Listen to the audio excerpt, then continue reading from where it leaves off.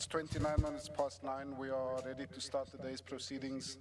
Please make sure that your devices, your cell phones are off or on silent. Keep them quiet, please. Thank you.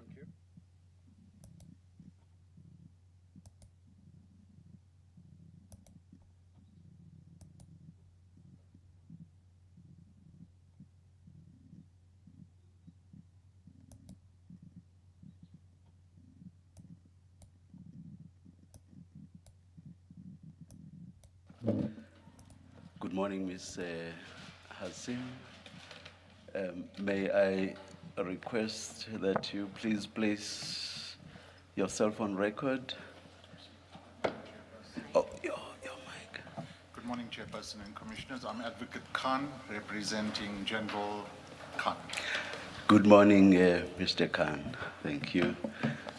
Yes, Ms. Hassim? Good morning, Chair. Chair, we have an in-camera application that was made by General Khan's legal representatives. The Commission has answered the application. We oppose the application. I won't make my submissions now. I think it would be appropriate for Mr. Khan to address his submissions in relation to the in-camera application. Thank you, Ms. Hassim. Yes, Mr. Khan? Thank you, Chairperson and Commissioners and Ms. Hassan. There are two intertwined issues before you this morning.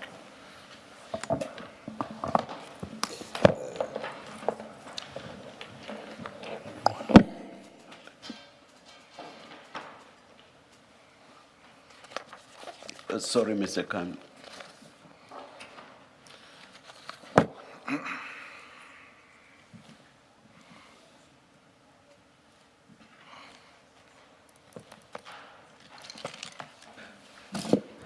Oh, there's something I forgot.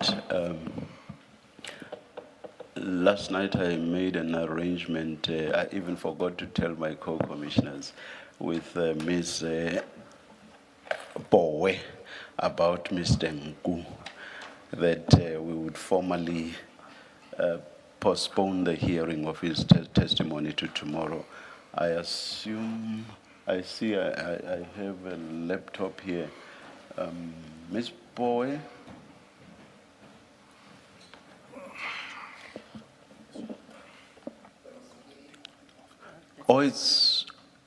Oh, I'm sorry, Mr. Musigidi. It was Ms. Bowe who contacted me. I'm very sorry about that. Good morning, Mr. Musigidi. Good morning, Chair.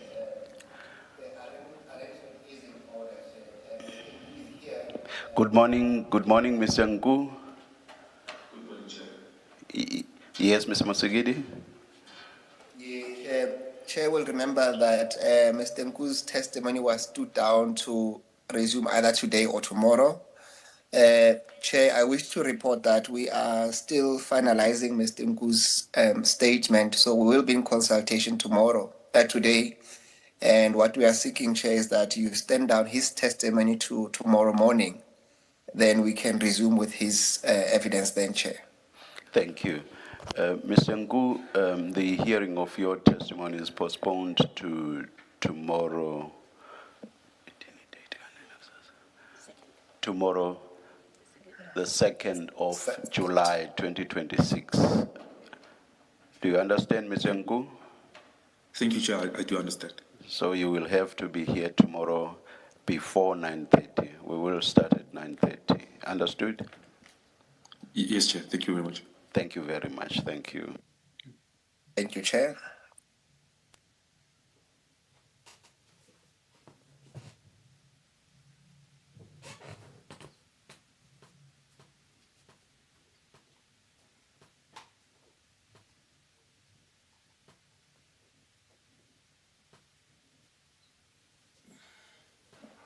I think we are done with these laptops, at least for now. Thank you.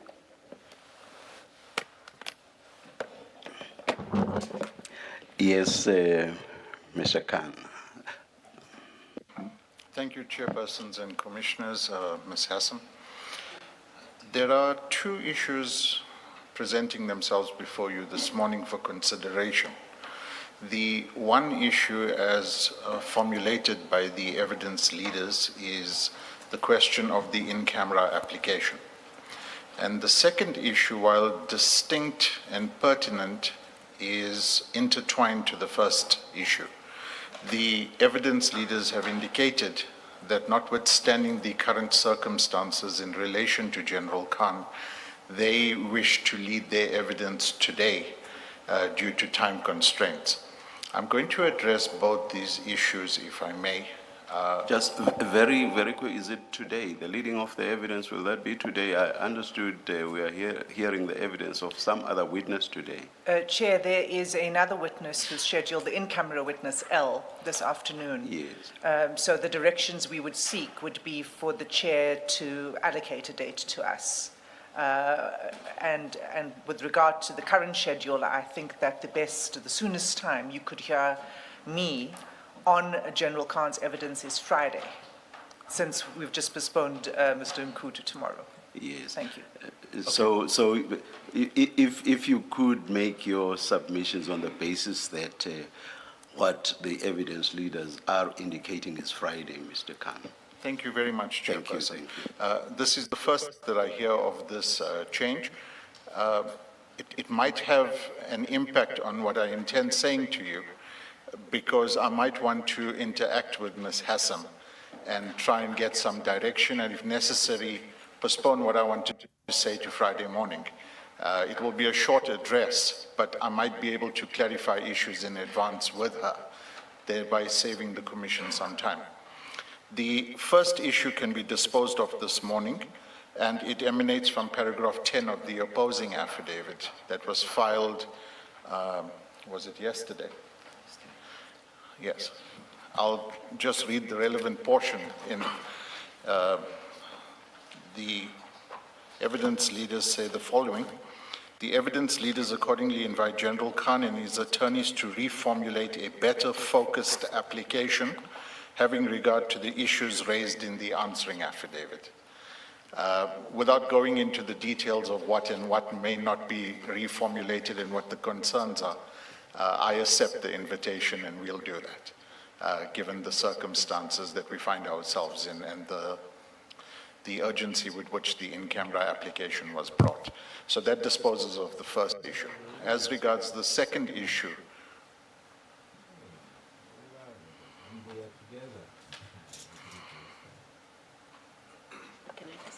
Mr. Khan, what is the first issue that you say is now disposed of after you read from the answering affidavit? that is our General Khan's application for an in-camera hearing, which was delivered on Sunday before the unfortunate incident.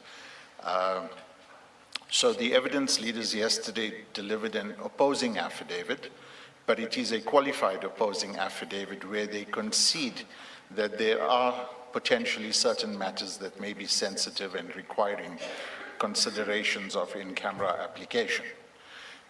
But they, however, raise certain points in relation to the terms of reference and specifically what should be in camera as opposed to a blanket in-camera application. So, reading from what they say in their opposing affidavit, we accept the invitation that we better formulate what it is exactly that we want in camera, because we have made the concession that not everything ought to be in camera. There are other considerations emanating from this as well, which we've communicated to them, and we don't need to detain you with, but there might be a need for IDAC to comment on certain things that we wish to say. So it's a work in progress at this stage, and because of General Khan being indisposed, we believe that we can do a better job and present this application better considered by both legal teams before you. Will this, constitute or is what is still to be filed a supplemented affidavit, the application remaining the same? Yes, absolutely. All right. Subject to the proviso that despite what is floating around in the media and doesn't bother us too much, that General Khan is actually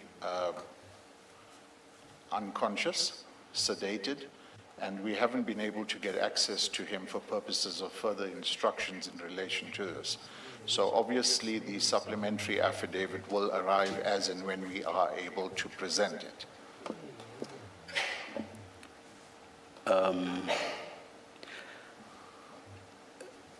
Any further submissions? I just want to ask a quick question. Yeah, there was an invitation for us to present medical evidence.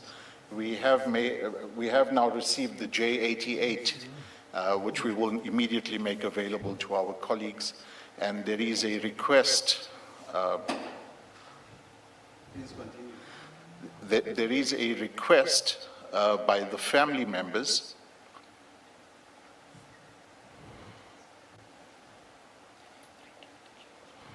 Yes, Mr. Khan. Yeah, it's a redacted J88.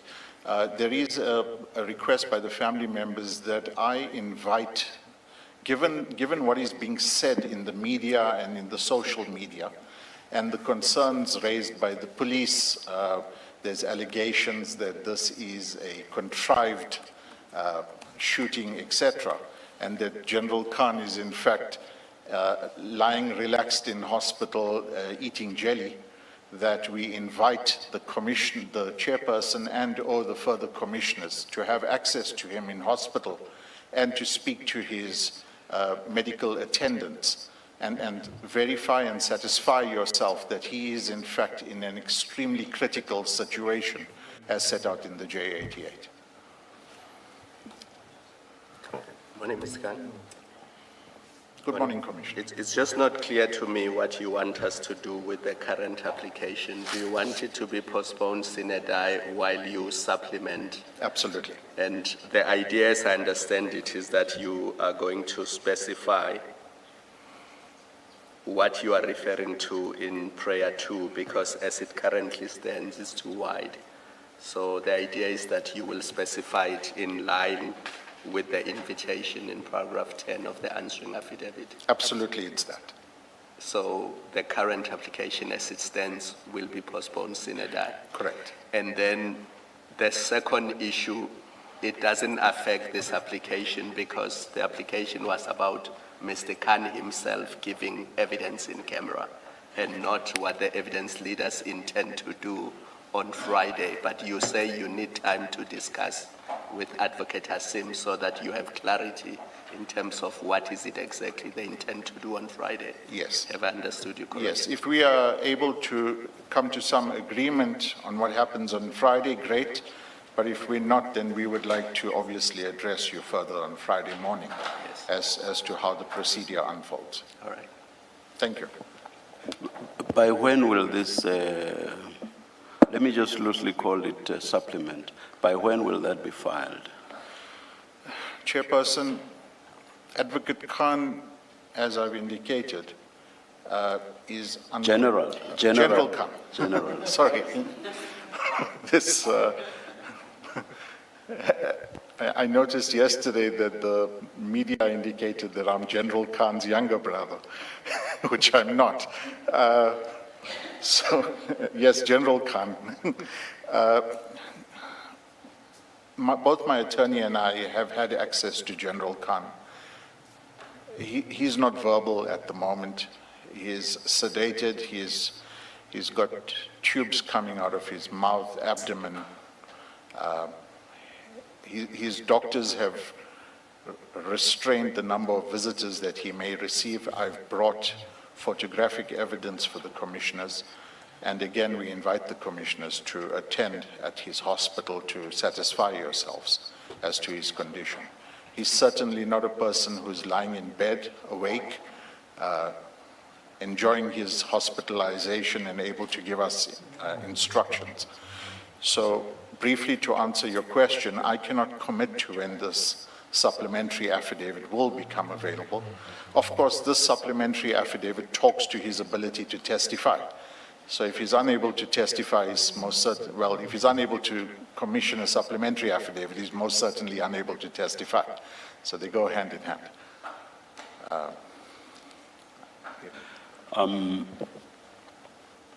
We as the Commission are not necessarily bound by what the evidence leaders said, which is what you've referred to as an invitation, which you say you accept.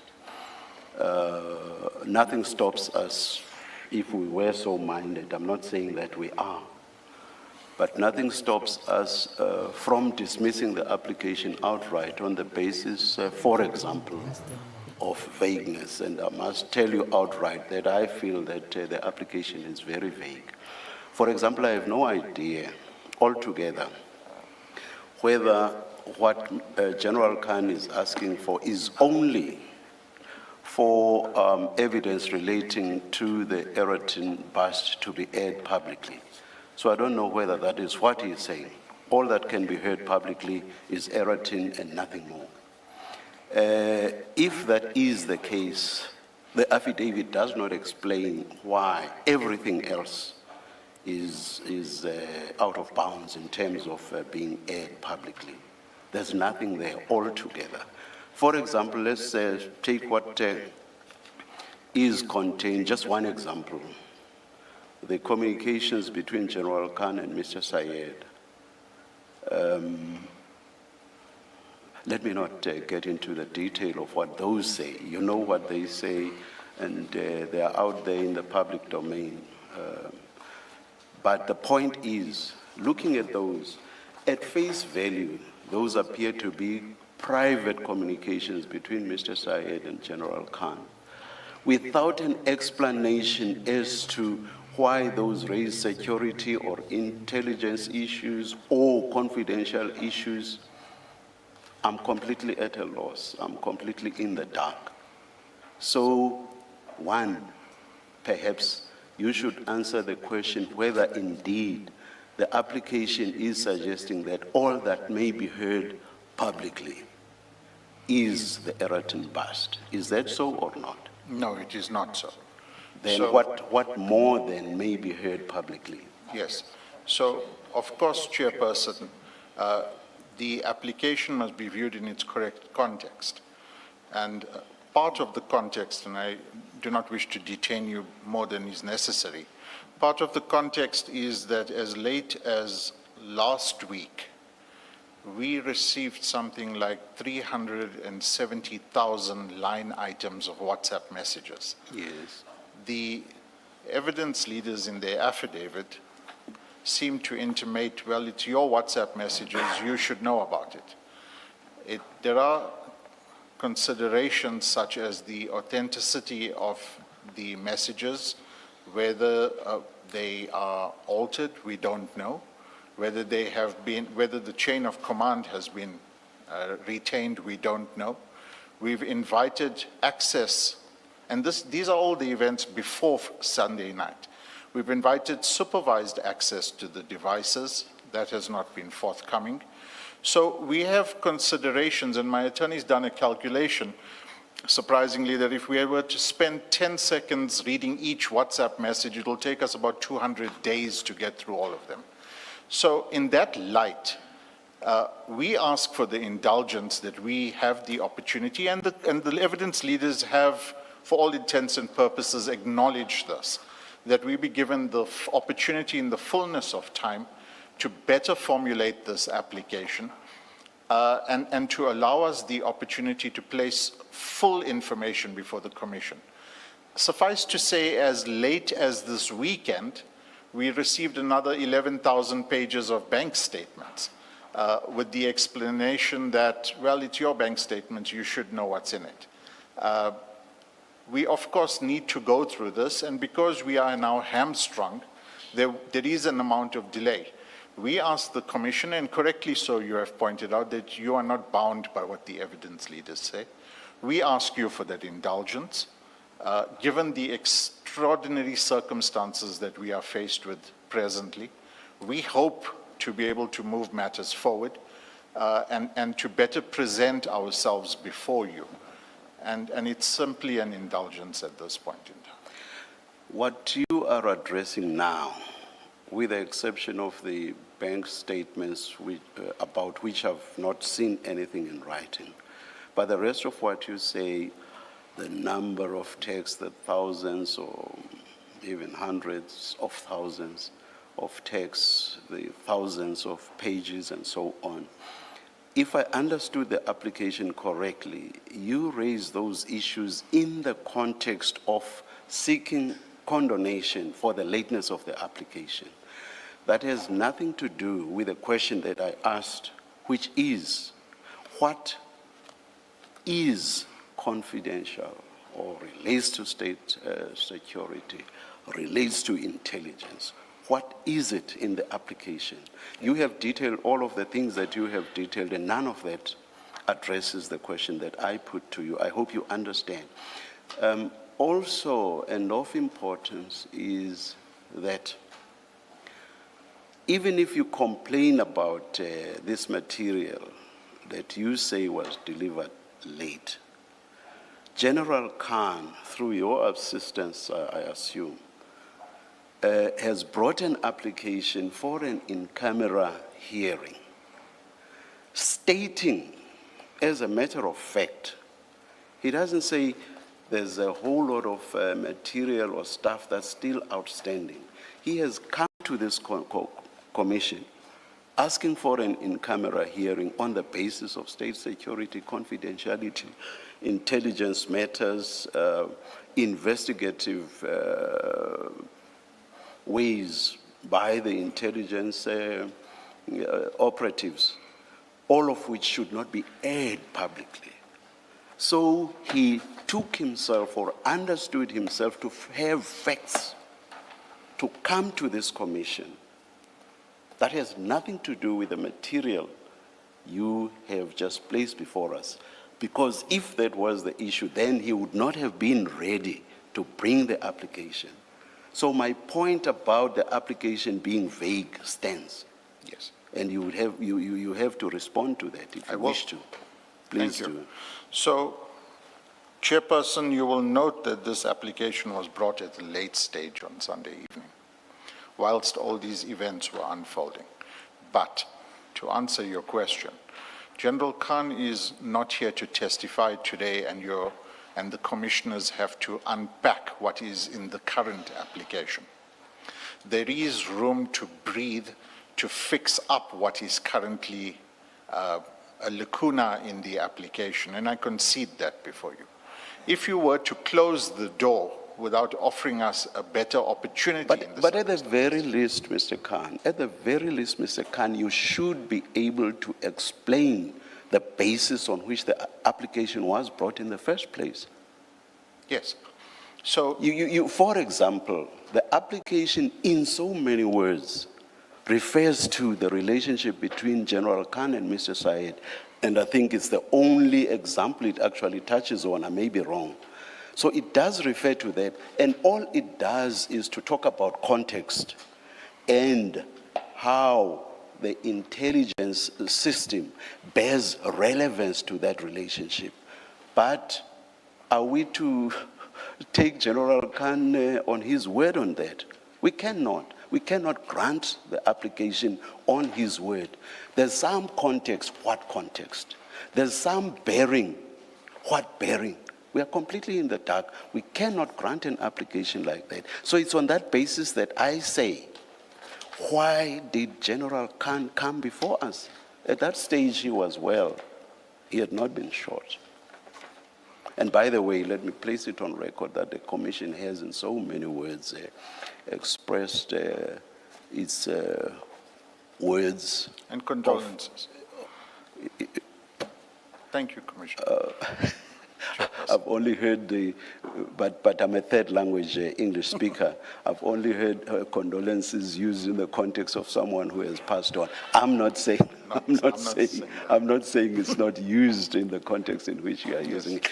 But you are quite right. We have, as a commission, expressed those words. But the point I'm making is, at the time this application was crafted and brought, he was well. No question there. So I have difficulty understanding the basis on which the application was brought in the first place. Serious difficulty with that. Yes. That there has now been an offer which General Khan, through you, is grabbing, is something else altogether. Was there an application before us in the first place? If there was, on what basis was it brought before us? Okay. So, Because I mean, I have said it's vague. I could actually go further and say it's hopeless. From where I'm sitting, it's hopeless. so, Chairperson, we are faced with the following situation. This application was brought on Sunday. On Monday, the evidence leaders conditionally opposed this application. There isn't even a replying affidavit before you at this stage because of circumstances. Now, the basis, and I don't wish to argue the matter fully, the basis of the claim for an in-camera application is set out under certain headings in the application. The evidence leaders have come back and said it's not sufficient, we want more clarity. That could very well, in the fullness of time, come in the replying affidavit, which should not be new because it talks to the headings. But to answer your question, what's the basis, why at the late stage? And I understand your question.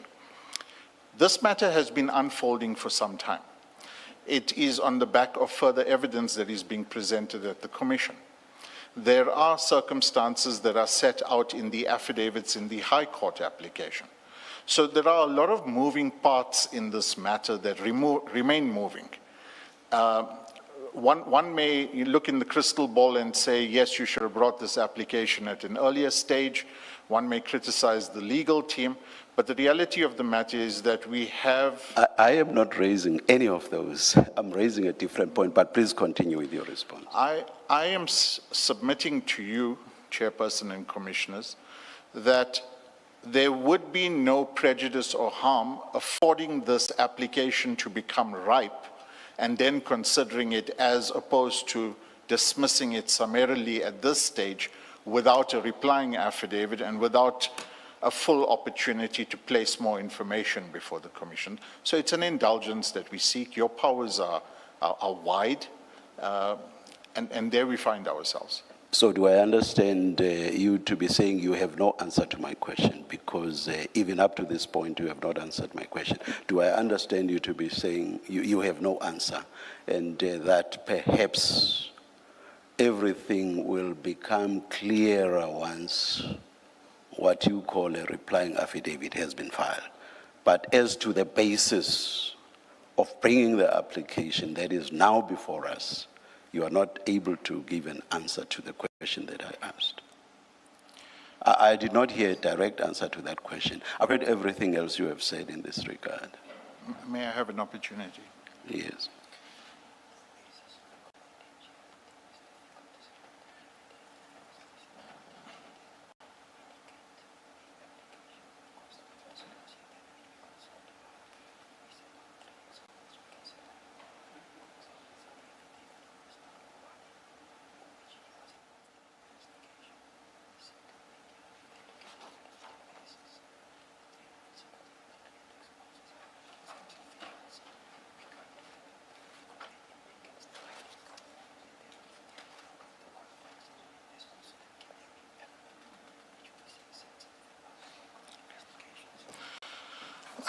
And Chairperson and Commissioners, Yes. I'm limited in my ability to go into the individual line items of what's set out in the founding affidavit, Yes. because the evidence leaders yesterday suggested certain reductions before they present these affidavits to the media, inviting them to decide whether the media wants to oppose this application. Of course, if I am to address you on the line items at this point in time, then it frustrates that process. The Commission would have noticed that we have set out certain headings in relation to certain investigations that implicate other people, other events, other transactions. I don't want to go into them at this point in time, but we seek the opportunity to go into them. I've heard what your understanding is. I've heard your criticism of the application, and I really find myself in a position where I don't want to testify. But at the same time, I wish to say that we can better clarify the information for the Commission, and there is an ability to clarify the information. Just one last point, perhaps, before Commissioner Baloyi raises a point she wants to raise. As a commission, we are not a court of law, but this is a judicial commission of inquiry, and so some of the laws, even procedural matters applicable to courts may well apply to us as well. Where am I going with this? Are you proposing making out a case in reply, which you would not be able to do if this were a court of law? So are you proposing to make out a case in reply? If so, can you do that? So I answer that on two bases. The short answer is obviously no. We all know that as lawyers. But making out a case and introducing the facts for the first time in reply is what we would consider making out the case. Further addressing and elucidating what is under the headings that have now been redacted is certainly not making out a new case. Those, if you say, what you are saying now, you just prefaced by saying, if you introduce new facts, you would be making out a case in reply, elucidating on points which on their own or in and of themselves do not make out a case, and then you elucidate. Those would still be facts, and those would be facts that make out a case in reply. So I don't quite get the distinction that you are making. So if I may get to the second submission that I wanted to make, and then I'll come back to the first one that you raised. Of course, there are very limited bases on which I may attack your terms of reference, which are wide in and by themselves. And but you would have to take the president to court in that regard. But fairness is a central theme. It isn't one that we can get away from, particularly given the current circumstances, where my indulgence lies. Coming back to your question, and I'm certainly not going to discuss the tenets of the law, certainly not with a constitutional court judge and eminent members of my profession, but headings have been set out. General events have been set out that are redacted, and I'm cautious as to what I say in front of the media. There is a criticism of certain things that have been set out in the opposing affidavit, and I can deal with those criticisms without going into something new in a replying affidavit. I can also supplement my founding affidavit under limited circumstances again. So without laboring the point, General Khan is not before you today. I am not seeking to delay this morning's proceedings because his evidence would have been led. His evidence, this portion of the evidence before you is in any event going to be postponed, and that is conceded by the evidence leaders. In those circumstances, we ask you for the leeway to better focus this application and present it before you. Thank you. Mr. Khan, you have referred to paragraph 10 of the evidence leader's answering affidavit, and you have read the very last sentence. But that last sentence which you have read should be read with the conclusion of the same affidavit. And paragraph 23.1 of the conclusion says you haven't made out a case. That's what they say. They're not inviting you to improve on this application. They say you haven't made out a case.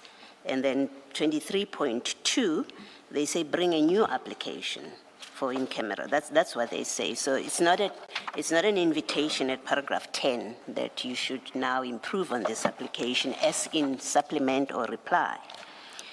And I think it's important to clarify that. that their position is very clear at paragraph 23.1. So effectively, they're asking for a dismissal at 23.1, and then 23.2, they say you can bring another application, a better application for in-camera directions. That's I think, a proper way of reading that paragraph 10. But more importantly for me, it is we either now have an application for an in-camera hearing or we don't. You have an option. You argue your case on the application that you have filed, and you've had the discussion with the chairperson about it. But that is the application that we have in front of us. You either argue that or you withdraw it. You cannot have a holding position, because listening to you, you effectively are asking for this in-camera application to be held in abeyance, so you have a holding position. We don't get to decide, the chair doesn't get to decide, give a ruling on this application, but it's held in abeyance until an unknown time, when you eventually will come back and say, now I'm ready to supplement or to file a replying affidavit. But that cannot be. I think you have only two options. You either argue this application and say, we've made out a case. And on the, because I'm not going to speak to you about you can make a case in the replying affidavit. I think you fairly conceded to the chairperson that as a matter of procedure or process, you can't do that. So you have pleaded a case in the founding affidavit. It's either good or bad. You stand or fall by it. Your alternative is you withdraw that application and refile a new application whenever you do that, and matters, and the prevailing position on the second option would be, we don't have an in-camera application until you file a new application. It's that, yeah, I think you can respond to that if you want, but it seems to me that's the position that must prevail. Thank you for the opportunity to reply. Commissioner, you took me from paragraph 10 to the conclusion, but in fact there are further matters in the affidavit of the evidence leaders that talk to this issue holistically. You can point me to that if I've missed them. Paragraph 4.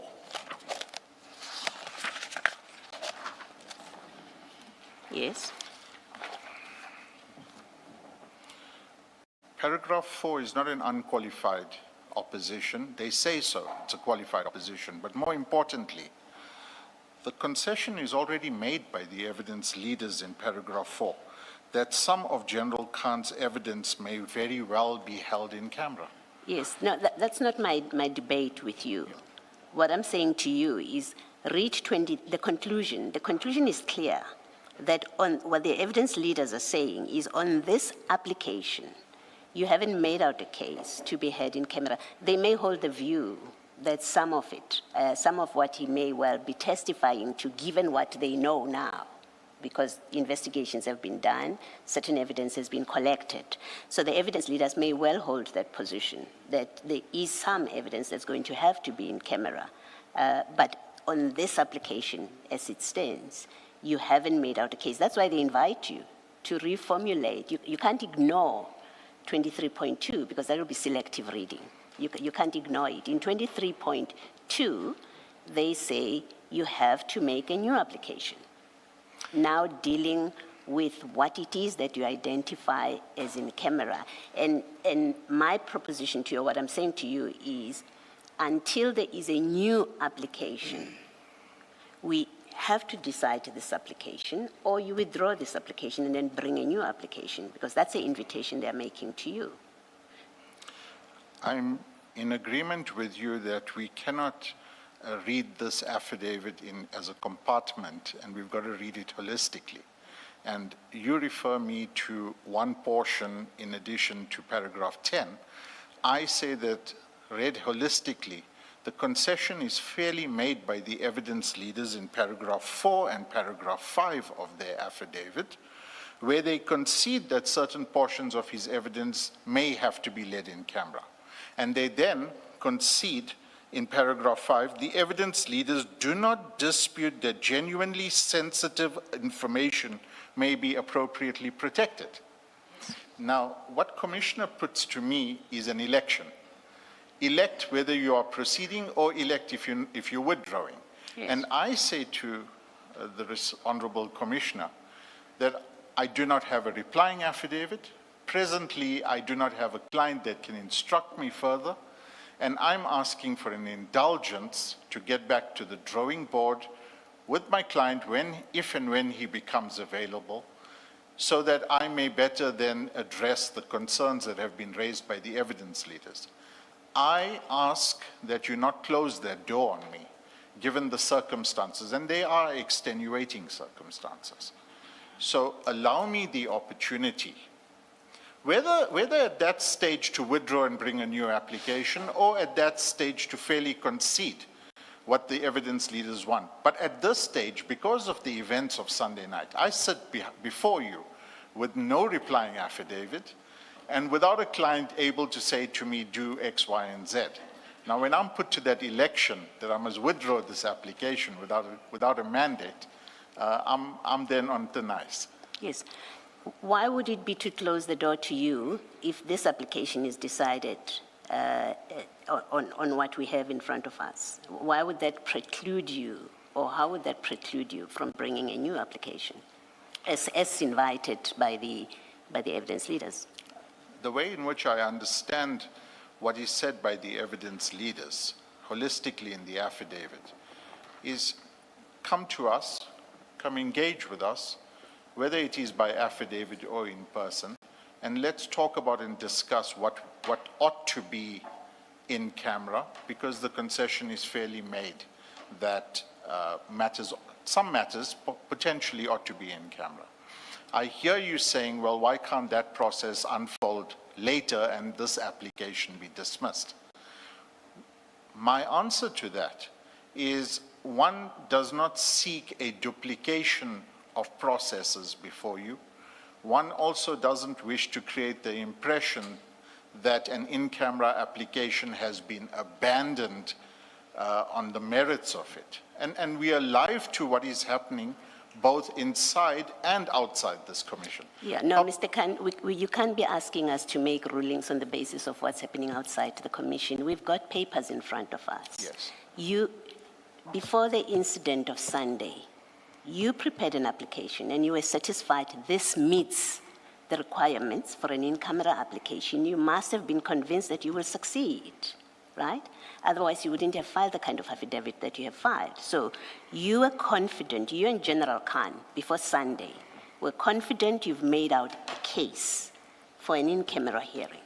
It doesn't take the evidence leaders to say you have not made out a case for you to say, well, I now need to do a new application, I need to supplement. It shouldn't even get there, right? When the evidence leaders say this application or this founding affidavit on its terms does not make a case for an in-camera hearing, you can't hold on to that and say, therefore, I'm entitled to do a supplementary or to be given an opportunity to consult with my client so that I get more. It doesn't work that way.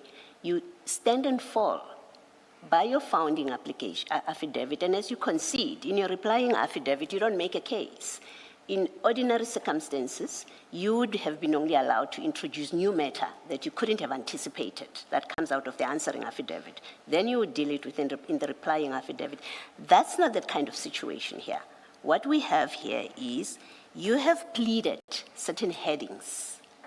General Khan has pleaded certain headings and says this heading qualifies to be heard in camera. And there's quite a number of them. And the engagement with the chairperson, between you and the chairperson, is to say, well, on those headings, you haven't made a case for an in-camera hearing. That the evidence leaders take that point with you, because that's exactly what they've done. That they take that point with you does not create a door for you to say, well, I need to file another affidavit, and until then, you can't hear this application. This in-camera application. It just doesn't work that way. Effectively, what you are seeking is you seek to hold the hand of the commission in abeyance until eventually you are able to consult and get instructions from General Khan, whenever that will be, because that's effectively what your submissions is. Then we have this floating application, which is not being heard, which is not being decided, because you can't help your circumstances. Your client is in the position that you describe. And so we can't do anything about that part unless you can reach agreement. But in fact, even the agreement hinges on you getting instructions from your client. So we're pretty much in that same space. It's not as if it gets better. You know, when we say, if the decision is go and consult with the evidence leaders, you would still say, I need instructions from my clients. And you've described him to be in no position at this point to make instruction, to give instructions. So either way, it doesn't seem like the commission wins. You know, things will roll out in the way that we'll see eventually, but that cannot be. The point I'm making, or I seek to make, is we do have an application before us. If the final determination on this application is that a case has not been made out, then you must lose, or General Khan, the application must be dismissed if a case has not been made out. The evidence leaders have indicated what they consider in the answering affidavit as matter that doesn't require an in-camera hearing. You get the opportunity to address that. You may disagree with that, and that's a matter that will have to be determined. But they've indicated what it is that they consider not to be matter that qualifies for an in-camera hearing. If your application is dismissed and the evidence leaders are allowed to continue, or you agree with them that the matter that they've identified can run without an in-camera hearing, nothing precludes you from bringing a new application that now deals with other matter that you say warrants an in-camera hearing. You may even want to canvass the same topics, but this time with better information that is of assistance to determine that application. It seems to me that's the way that it can only proceed. Otherwise, we're going to be sitting in limbo for an indefinite period. And that does affect the workings of the Commission. If I may have an opportunity to respond and to take an instruction from Yes. my attorney. Regarding the observation that the Commission will be held in limbo, General Khan is obviously not disposed to tender evidence presently. So the application talks to his evidence. And if he, and rather than put the cart before the horse, if his evidence is not coming, then the issues surrounding the in-camera application for present purposes are moot. So if this application were then to follow at a time when, if and when he is ripe to testify, if we get there, then obviously this application must talk to that set of facts. Currently, this application, I hear you to say, is holding the hand of the Commission. I do not understand that aspect because the Commission's work continues as it is. It relates to the evidence of General Khan. That's what I meant. And I thought you would understand. I'm speaking specifically to the evidence of General Khan. And that affects the scheduling. That affects the scheduling because, for example, there will be no witness on Friday. There will be no witness on Monday. So it affects the scheduling. That's the context in which Commissioner Balo is, amongst others, making the point that she's making. If I may take the instruction, please.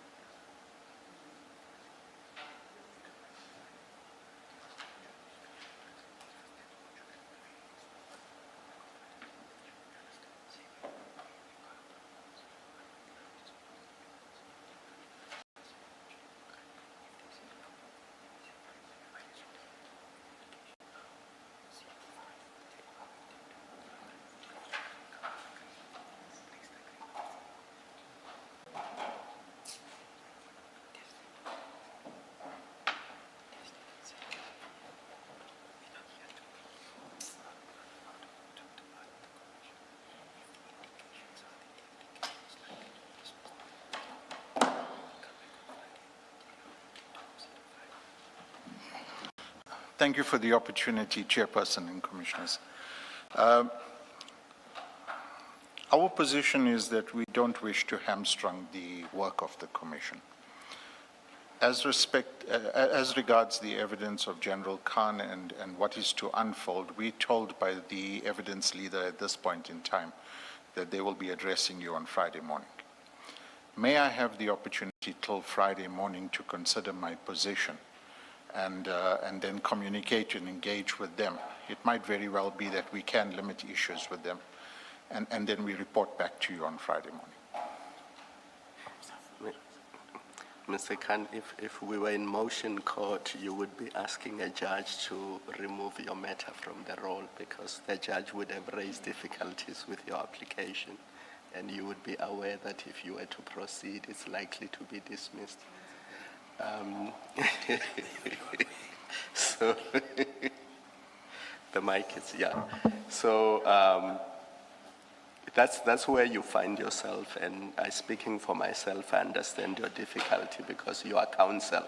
You don't have the authority to withdraw or to tender a withdrawal. You would need to take instructions. But it seems to me that the proper thing would be for you to say the application should be removed from your roll today, and your attorneys will decide what to do with it. They may very well, give a notice of withdrawal. But you seem to be understanding Commissioner Baloyi's position because none of what she says prevents General Khan from bringing the same application properly motivated. Because even your notice of motion, your prayer too, as it stands, I have serious difficulties with it. So it's not a simple case of just supplementing or filing a replying affidavit. You need to fix your notice of motion as well. So it makes sense to me that the application has to be withdrawn, and if you are so instructed, you file a proper motivated application that deals with the issues that you want to be heard in camera. Because as it stands, those are not there. It's just blanket statements that we do not understand. So with that in mind, maybe without wasting any further time, just tell us what you want to do, and Chair will consider that and we will move forward. Thank you, Commissioner. I've heard you say that without giving legal advice, a prudent course might be to simply remove the application. And I'll ask that we remove the application from your roll. Thank you very much. The removal is yours. It's not done by us. So I assume that we must take the application as removed. Thank you very much. All right. In the interim, and regarding any concerns General Khan and you, the legal representatives, might have with regard to possible prejudice, I would refer you to paragraph 23.4 at page 33 of the answering affidavit. There, the evidence leaders make a fair point. The evidence, they say, I quote, the evidence leaders will engage General Khan and his legal team on how to present evidence on the remaining topics in a manner which does not compromise confidential crime intelligence information or prejudice the safety of informants or undercover agents. So it's not as if Ms. Hassim intends to, on Friday, just start leading evidence without that engagement having taken place. This means that Ms. Hassim, as all of us actually should, accepts the fact that with an intelligence operative, there should indeed be intelligence-related matters which should not be aired publicly, security-related and even confidential, all of which should not, as I say, be aired publicly. Ms. Hassim understands that, and because of that understanding, she's willing to engage with General Khan, but because you say he is not conscious at the moment, I thought you said, that means Ms. Khan will engage with you, General Khan's legal representatives, to you accepted that, for example, that this application is not saying we should, what should be aired publicly is Aeroton only. So you accept that there's more than just that. So that's the ground which will be covered by the engagement between the two sides, as it were. So in a sense, this provides somewhat of a cushion. Yes, Chairperson, there is some comfort in this statement here. Yes. And that is why I prefaced my address to you with my desire to engage with the evidence leaders and see how we can come to some resolution. Yes. No, thank you. Thank you very much then. This is closed. The application is withdrawn, so this discussion is closed. But, yes. No, I did say we cannot withdraw.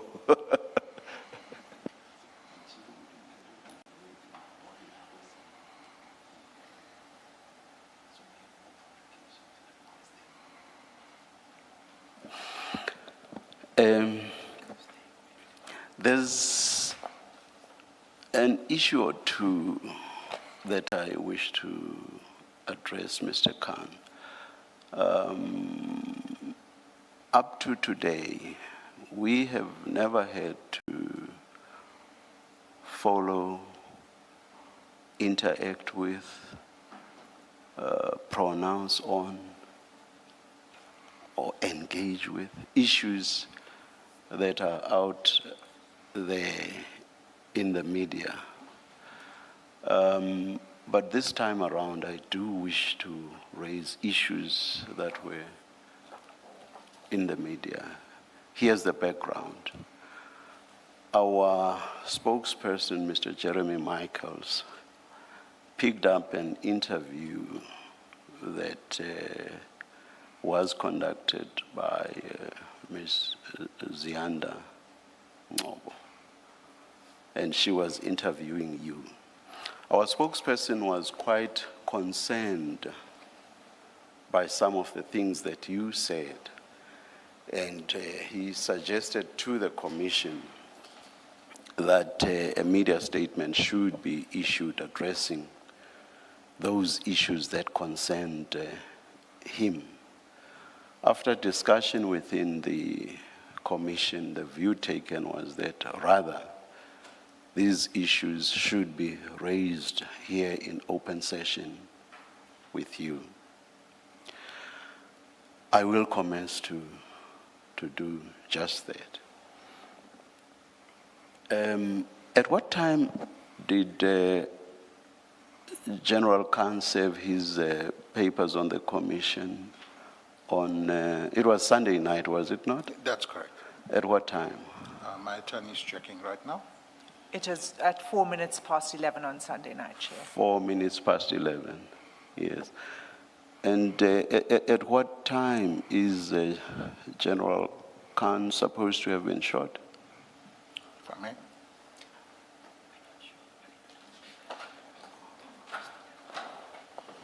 Okay. We do not say with certainty, but it appears to be approximately 11:30. 11:30. Now I want to refer you to a response. We have a transcript of the interview. Chair, we could provide a copy of that transcript to my learned friend. Oh, you did? I'm not Sorry. certain when. I don't have it in front No, of me. I'm saying we could provide a copy all right. as you're addressing these All right. issues, so he has it in front of him. Perhaps we should adjourn very briefly, and you can indicate as soon as that has been done. We'll just wait outside here. It won't be long, Chair, so don't go upstairs. Sorry? I said we won't be long, so No, don't go I'm saying upstairs. we'll stand outside Okay. here. Thank you. Let's adjourn.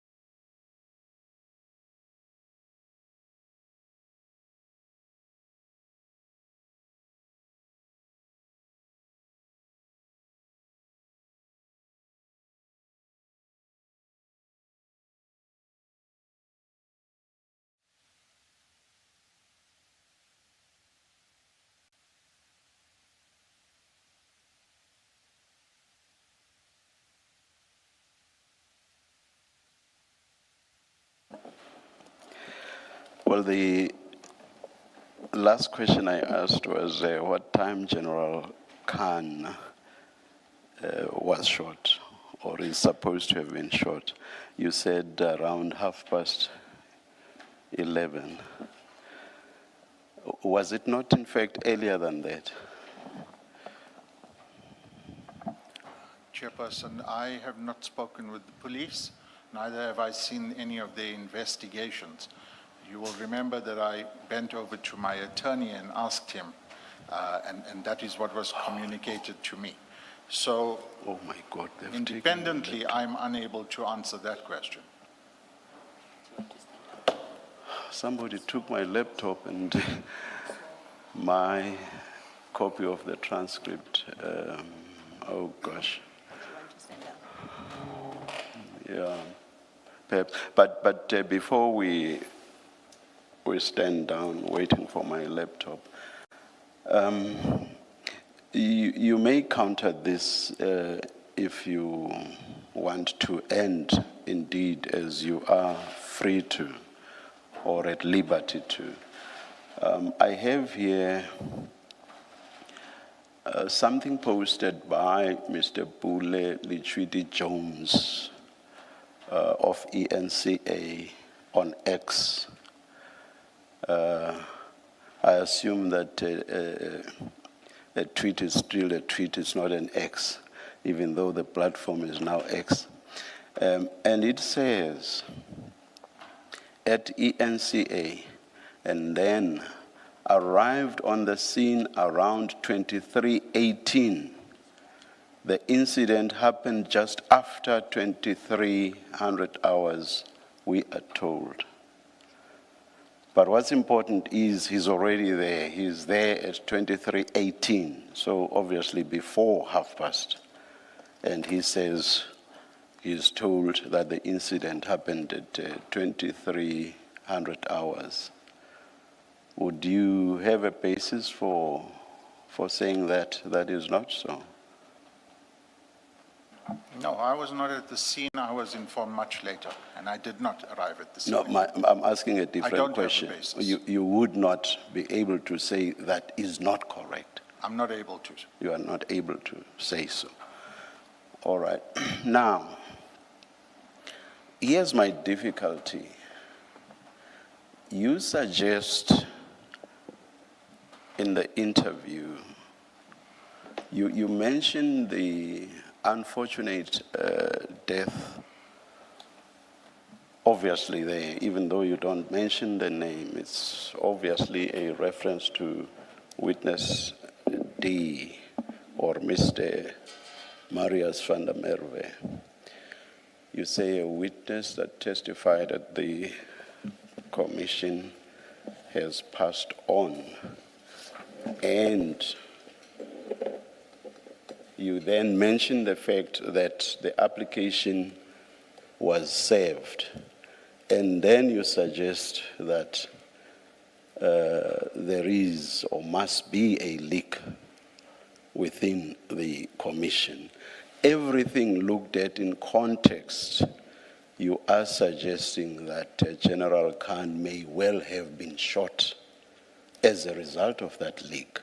Because if you are not suggesting that, why else mention this? Am I interpreting your response correctly? No. Please tell me what your interpretation is. Why would you have mentioned the leak or the possible leak, and why would you have mentioned the death of Mr. Marius van der Merwe? Yes. So your chairperson and honorable commissioners, you will notice from this transcript that was just provided to me, and I don't doubt its authenticity, that at the beginning of the transcript, I indicated that I'm reading a statement on behalf of the family. Present with me was my attorney and members of the family standing around, and I was instructed to read the statement. I had also obtained my impressions of that morning and the concerns, and I place it in context, from the family. Now, the context of that morning were, and these are also my experiences when I arrived at the hospital, that there were members of various different units at the hospital attempting to get access to General Khan to confirm whether he is in fact seriously injured or what the circumstances are. But then turning specifically to the question itself, which appears at page 7 of the transcript, and if I may read it for us, Ms. Ngobo says the following, and in fact, maybe I should pause because you referenced something about Mr. Pule. I have not spoken with Mr. Pule, but that's a separate issue. That's just for timing, and I'm still Yes. to zoom in on that. Yes. Still to zoom in on that. So, Ms. Ngobo says, because the impression that I am getting now is that immediately after you delivered papers to the Madlanga Commission, this happened. In other words, that affidavit firstly would implicate possible other high-ranking officials, which would then by implication to an extent mean that perhaps you also would have a leak of some sort, either on your side or maybe on the Commission side. My answer to that, sorry, let me finish it. Am I misunderstanding the way that this has been framed? My answer to that, well, at this point, it is speculative. And the speculation that I receive is from the information from the family expressing their concerns that morning in respect of a man that is shot, that is in ICU, and that is being rumored to be losing his life. I say further, it is speculative, but we do have concerns. Now, the concerns that I'm speaking about are based on the following, amongst others, and I'm again cautious to speak in the media. The question was, is there a leak on your side or a leak in the Commission? And I say it is speculative, but we have concerns. And we do, in fact, have concerns about leaks on our side. We also have concerns that have been expressed to us, for example, that, and I'm traversing other issues such as the police raid at the premises of General Khan, that the media were in fact there before the police arrived. One person who appeared before the Commission has already been murdered. This is something, and it appears elsewhere in this report, and it's also reported by the different journalists. Did General Khan fear for his life? He communicated directly to me and my attorney seated next to me that in light of all of these events, and he specifically mentioned the murder of somebody that appeared before the Commission, that he feared for himself. And you'll see in this report, I say, he used different vehicles, he took different routes, and he consulted his legal team at different locations. I go on to say there had been an attempt on General Khan's life as he was to appear before the Commission, and there is grave concern that there might be a compromise within the Commission.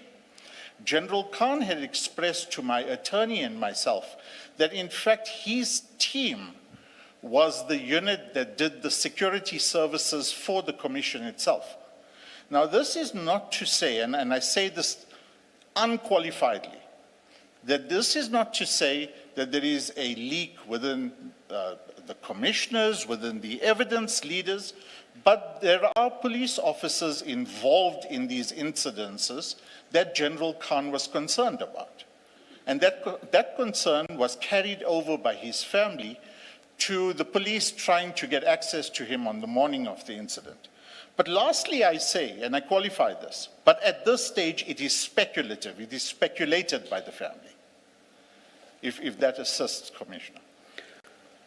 You see, this is not only about what you intended to convey, but it is also about how reasonable listeners would have understood this. You are saying this in the context of General Khan having been shot.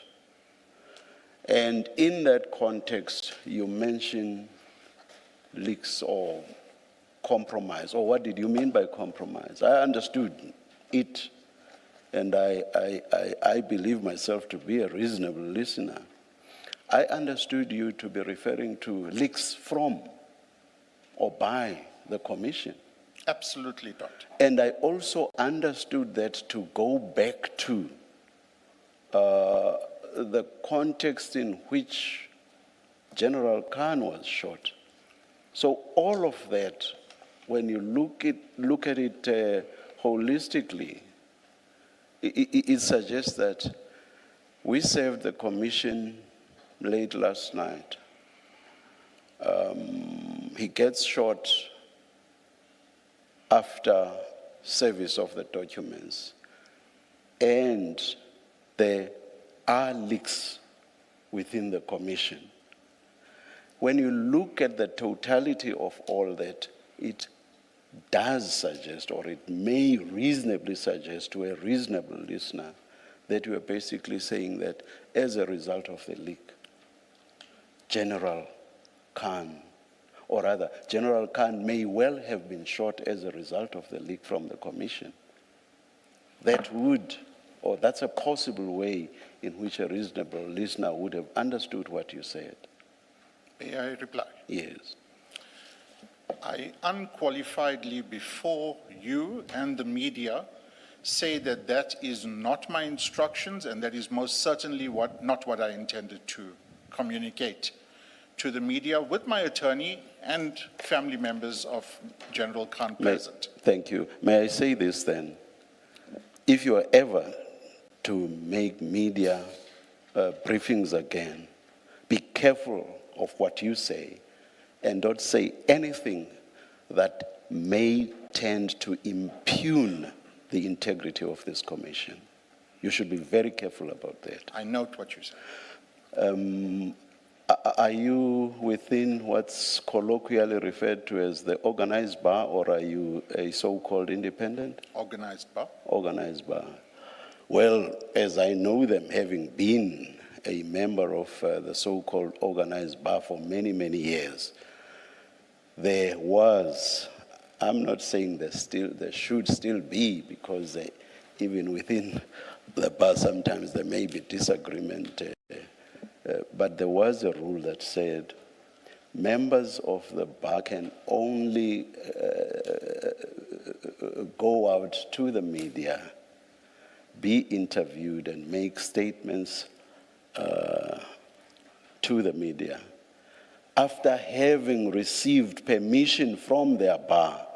Otherwise, you don't just go out there and make. I repeat, I'm not saying that that rule should still continue to exist.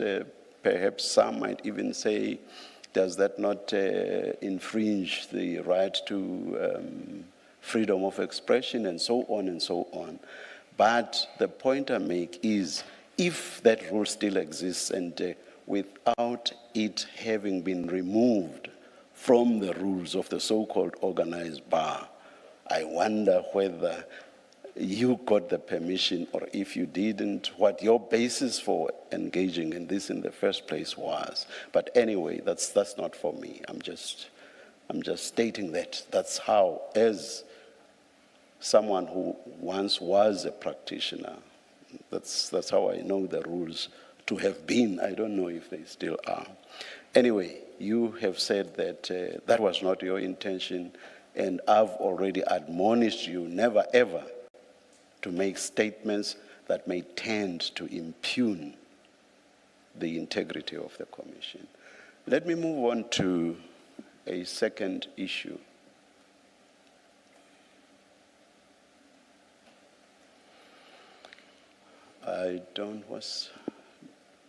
I'm trying to find the page number.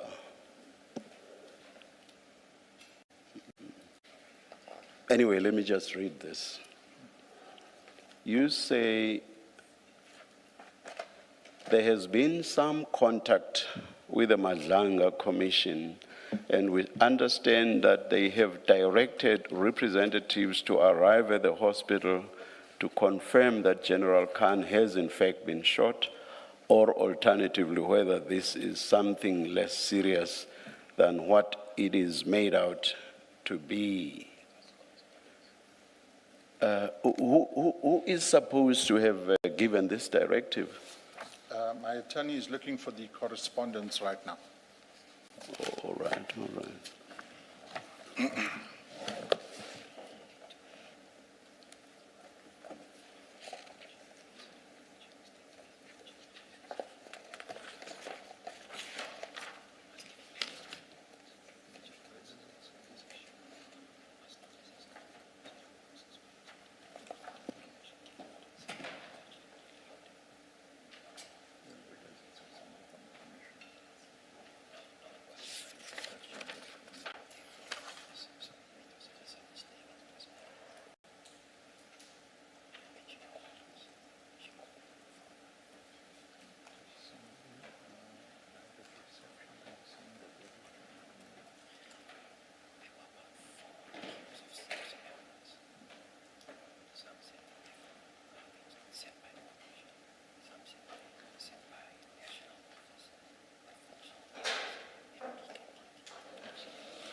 Thank you, Commissioner.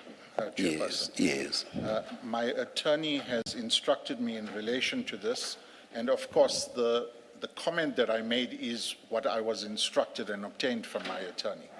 He refreshes my memory that there was correspondence on the morning, which is, I think it's the 29th of June, 2026, from the Commission's attorney, Diale, in which they seek information. We request that you urgently inform the Commission of the facts within your knowledge concerning the incident, including the extent and nature of the injuries and the expected period of recovery. They then go on to say, also provide the Commission with a medical report from Major General Khan's attending physician. When I got to the hospital, I was instructed by my attorney and also advised by members of the police that were present at the scene, as well as members of the family, that persons had arrived at the reception area at the hospital, indicating that they were from the Madlanga Commission and that they wanted to interview General Khan. We also engaged with the security provided by the medical facility, indicating that they had resisted attempts by police and media, and I believe, if I recollect correctly, people saying that they are from the Madlanga Commission and wanting to get into the ward. This is something quite serious because once I became aware of this and that there was a directive of that nature would only have come from me, I gave no such directive. And I asked around amongst all senior functionaries within the commission if they knew anything about that. And the response I got was that nobody knew anything about this. So what you are saying now comes as a surprise to me. And it's quite serious, actually, because it suggests the possibility that some people may have gone to the hospital and wrongly presented themselves as coming from the commission. Are you able to give us the supposed timing of this? We will attempt to get the information and present it to you. My attorney is with me. My attorney asked for permission to address you. Yes, yes. Thank you, Chairperson. Chairperson, we shared your concern at the morning, on the morning just after the shooting. Now, I was present shortly after the shooting at the hospital because when I received the call, it was approximately around 11:30 the evening after General Khan had left my offices.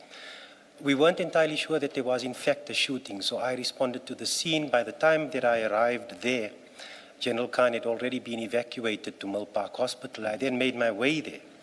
Now, there was lots of things happening. There were lots of people around, but at the very least, we knew that General Khan was in safe care because he was in a restricted ward. I believe it's the emergency ward.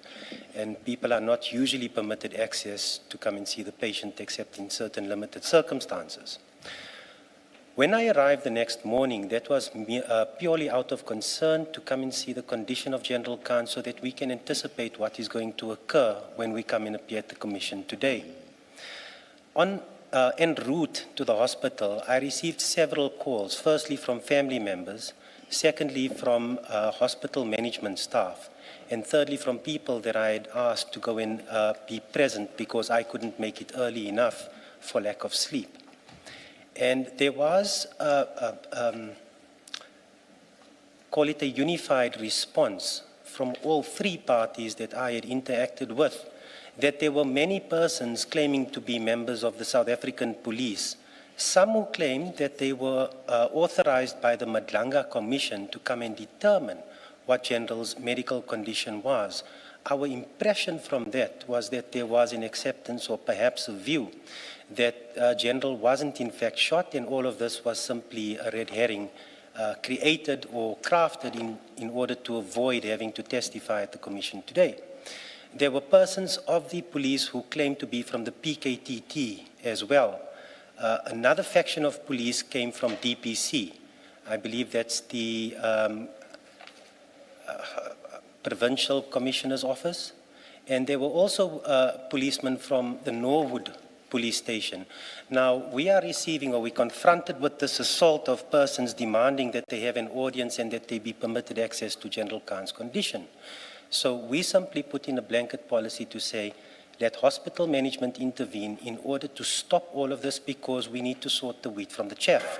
We need to know who's authorized to be there, who's not authorized to be there, and whether or not they are willing to demonstrate any identity that allows us to confirm or refute that they are in fact SEP's personnel.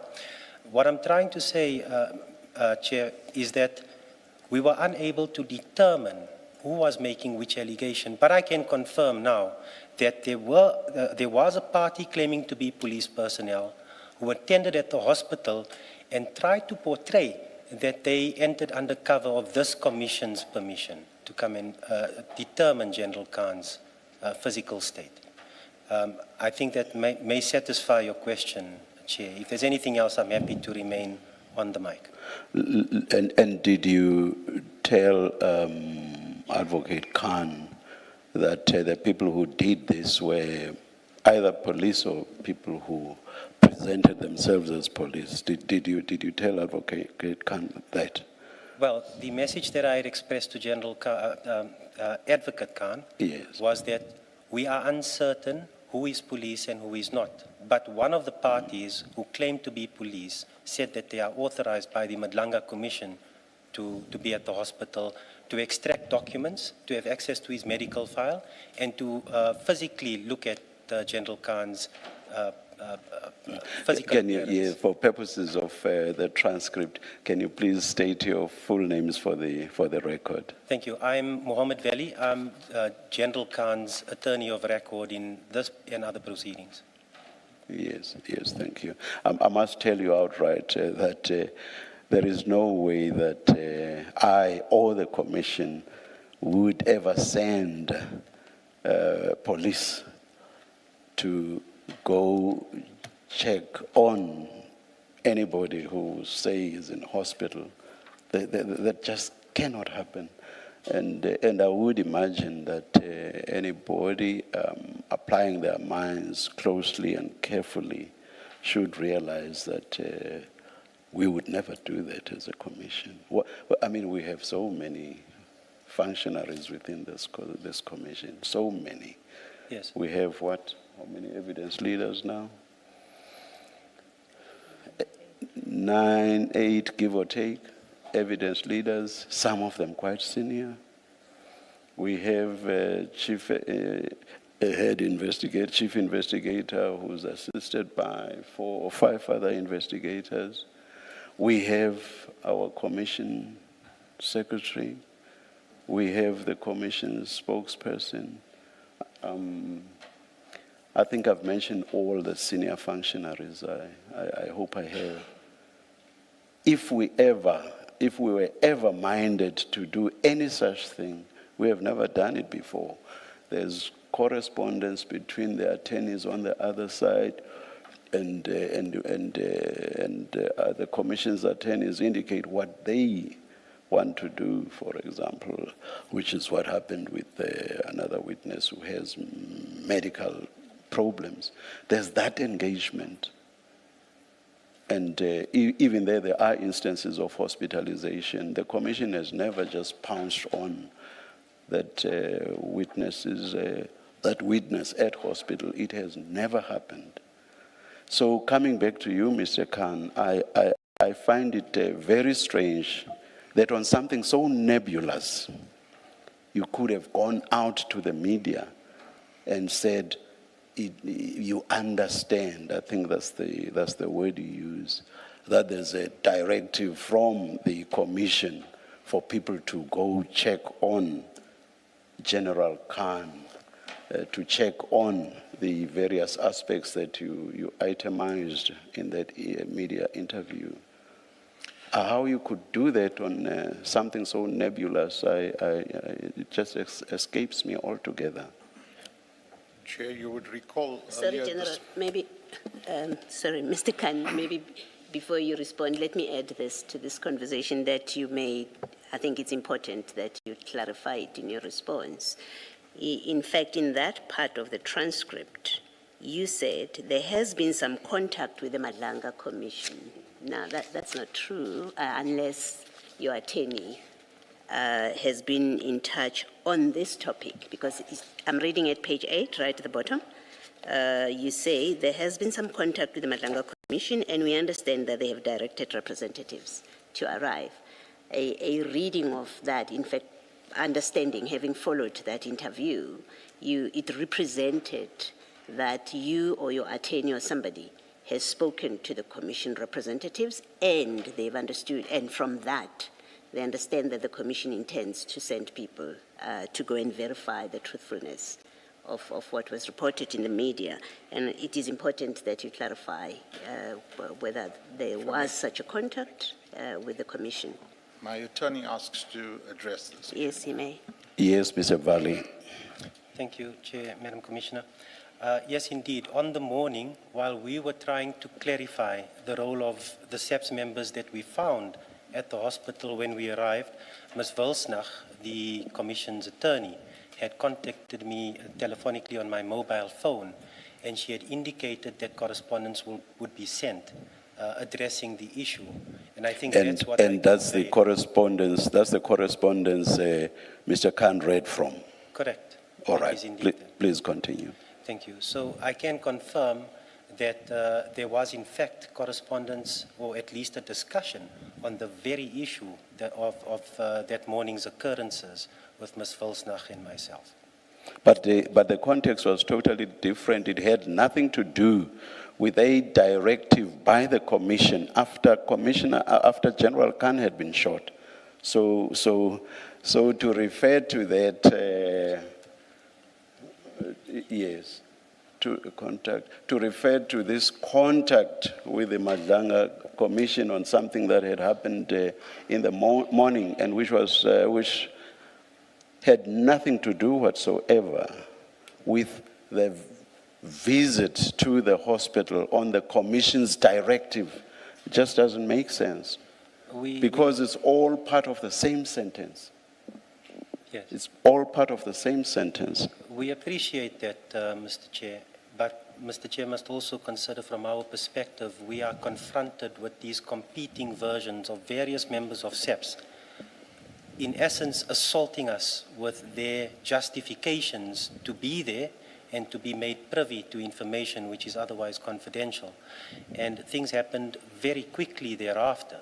So to the extent that there may have been an impression or a misrepresentation made, we apologize. We're not trying to impute anything that this Commission may have done wrong. No, you are. You are imputing a directive by this Commission that people sent by the Commission must go to the hospital with the purpose of establishing all of the things that Mr. Khan said to the interviewer, Mr. Zianda Ngobo of Newsroom Africa.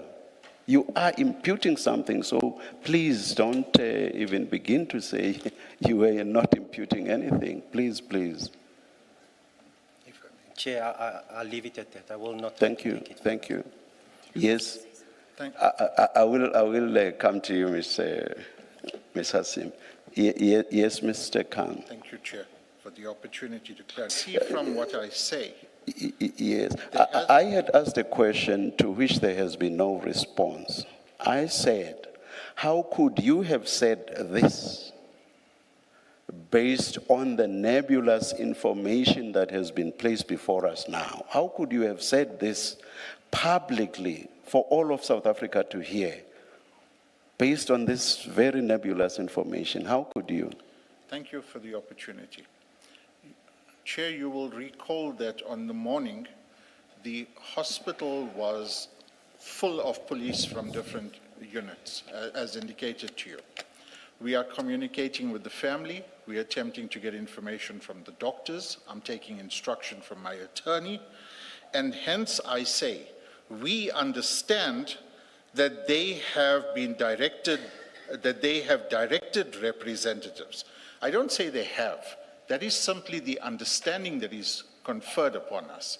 Now, I'm getting this information from multiple sources.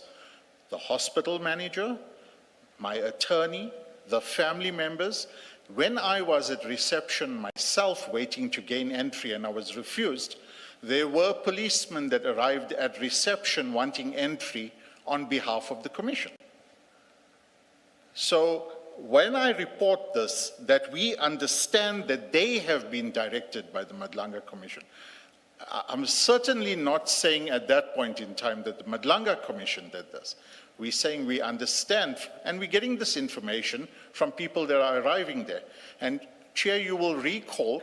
You just articulate this understanding again, because I just felt that it doesn't convey what I'm seeing here. Just articulate your understanding. So when I say we understand that they directed representatives to arrive at the hospital, I am getting this information from my attorney, from the family who have been there all night, with repeated swathes of policemen getting there, trying to have themselves access the hospital wards. We interacted with the hospital manager in respect of security from the hospital side. And of course, I had my own observations at the reception area. So once somebody says they come from the Madlanga Commission, you simply accept that and publicize it without any question, without even seeking to establish its authenticity. You just go out there publicly and you say something like this about the commission. Chair, we understand criticism that is being leveled at us, but these were all qualified as speculative. We are informed, we are told. This is in the first morning. Yes, there was speculative, I think twice with regards to the first aspect I engaged you on. I do not see speculative here. But I say we understand. What difference does that make? Well, the person applying their mind evenly to this thing will certainly understand that this is not concrete information. It's our understanding that's been conveyed. You see the meaning you want to convey would apply to this or make sense if this was what you had said. And we understand that there were people who claimed to be representatives of the commission. Because I understand you to be making the point that I've just made. That is not what you said. I respect that is definitely not what you said. I respect and accept your correction of what I intended to say. Certainly, I intended to say exactly what you've said at this moment. Unfortunately, you did not. Unfortunately, I did not. You conveyed something negative about the commission. Yeah. In the moment, on live TV, with my attorney next to me, with multiple interviewers, it is unfortunate. And if there is any misapprehension or ambiguity let me not accept that there is. Let me just say you stated something wrong about the commission. If you want to say misapprehension, it must come from you, but you stated something wrong about the commission, yes. Unreservedly, I apologize to the commission. I see that it is open to multiple interpretations, and I apologize unreservedly. Thank you. Ms. Hassim, it was indicated to me whilst I was looking that way that you wanted to say something, please. Chair, in fact, at the point at which I was going to intervene, I was going to say that I don't need to be as restrained as the commissioners perhaps need to be in addressing this issue that the chair has raised. But then you went on. There are a couple of things that I must put on record from the perspective of the evidence leaders. This communication in the public with the media is of great concern to us because it does bring the work of the Commission into disrepute. There can be no doubt about the impression that's created by these kind of remarks. Now, on this last point, on the first point, which is that the leak, the point of the leak, the answer, the prudent response would have been, I will not speculate, full stop. I said I was going to come to the timing. I forgot, but let me leave it now. I think we've debated it, and Mr. Khan has tendered an unreserved apology, I think, in respect of both issues that I raised with you. I confirm that. Thank you. Please continue, Ms. Hassim. Thank you, Chair. All I'm saying is that the answer, the appropriate answer would have been, I will not speculate, full stop. Nothing further. But instead, the comment went on to suggest a link between the filing of papers on the Commission and the terrible incident that followed. Or, in fact, it didn't follow, according to the timeline. And this is important. Why don't we know?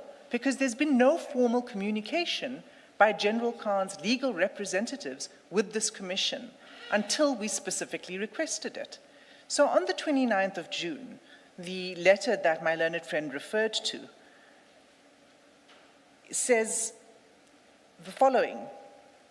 It says, we note with concern, and it was sent in the morning, we note with concern the media reports that your client, Major General Khan, was shot last night. We are relieved to understand from those reports that Major General Khan survived the attack and is receiving medical care. We wish him a full and speedy recovery. That's the first thing. The second thing is, what we're trying to say is we're hearing this from the news. We're hearing this from media, from social media.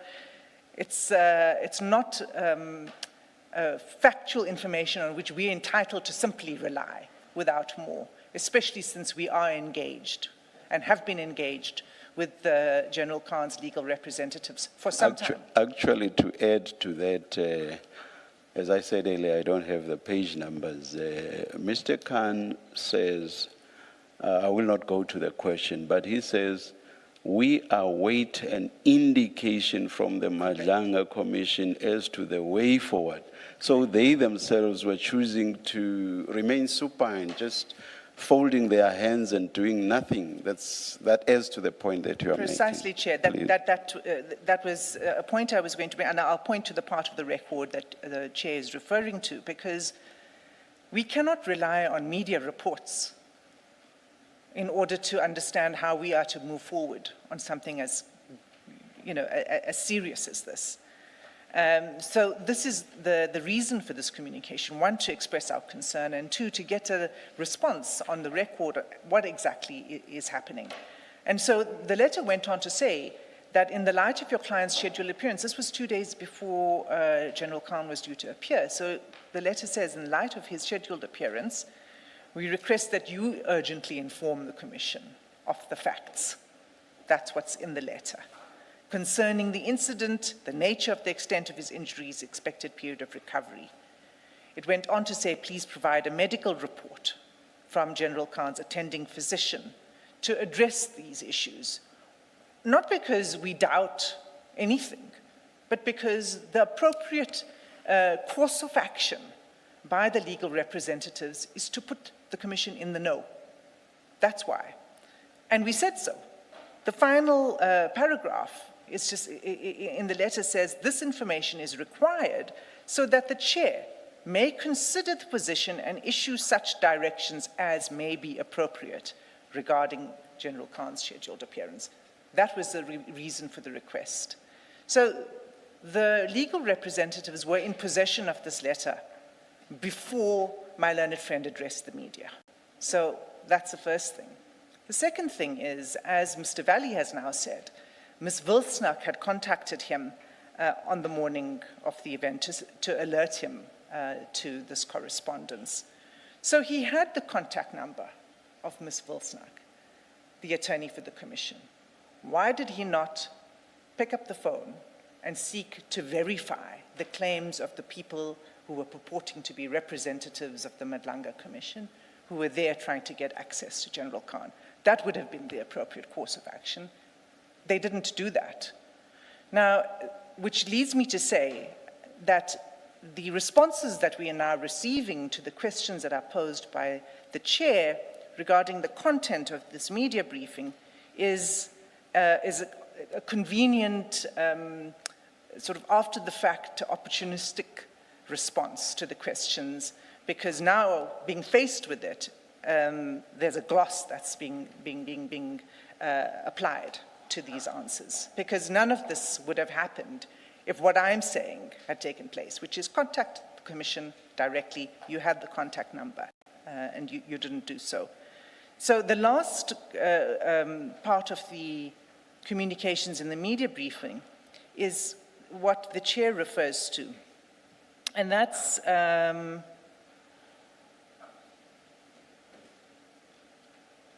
so I'll give the chair the reference. Yes, it is on page 10.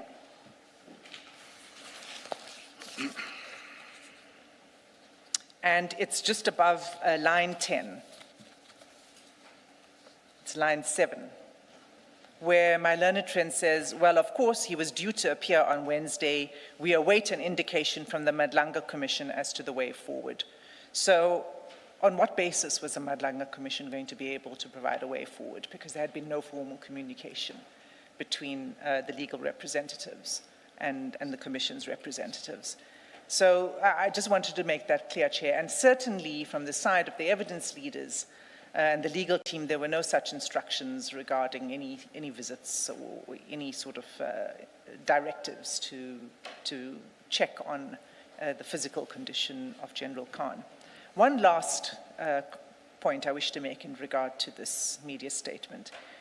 It is concerning the delivery of the information, disclosure of evidence on the weekend. And it was repeated. If you are raising that in relation to the in-camera application, that application is withdrawn, or unless you...